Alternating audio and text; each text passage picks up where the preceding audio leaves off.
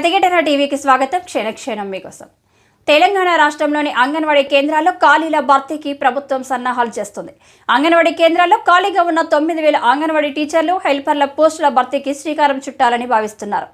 Recruitment ప్రక్రియ కోసం కార్యాచరణను సిద్ధం చేస్తుంది. ప్రభుత్వం అనుమతించిన వెంటనే జిల్లాల వారీగా కలెక్టర్ల ఆధ్వర్యంలో ఉద్యోగ ప్రకటనలు విడుదల చేయనున్నారు.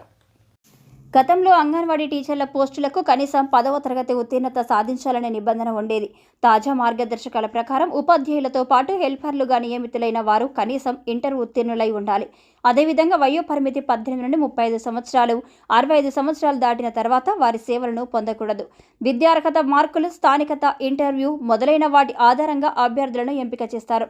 తెలంగాణలో 35,700 అంగన్వాడీ కేంద్రాలు ఉన్నాయి. ఒక్కో కేంద్రంలో అంగన్వాడీ టీచర్తో పాటు హెల్పర్ ఉంటారు. గతంలో ఈ పోస్టులో ఎంపికైన వారు రాజీనామా చేయడం, ఇప్పటికే పనిచేస్తున్న వారికి సూపర్వైజర్లుగా పదోన్నతులు రావడంతో చాలా కేంద్రాల్లో ఈ పోస్టులు ఖాళీగా ఉన్నాయి. వీటి భర్తీకి కేంద్ర ప్రభుత్వం నూతన మార్గదర్శకాలు జారీ చేసింది. ఖాళీల్లో 50% హెల్పర్లకు పదోన్నతులు కల్పించి భర్తీ చేయాల్సి ఉంటుంది. సూపర్వైజర్ పోస్టుల్లోనూ 50% పదోన్నతుల ద్వారా భర్తీ చేయాలి.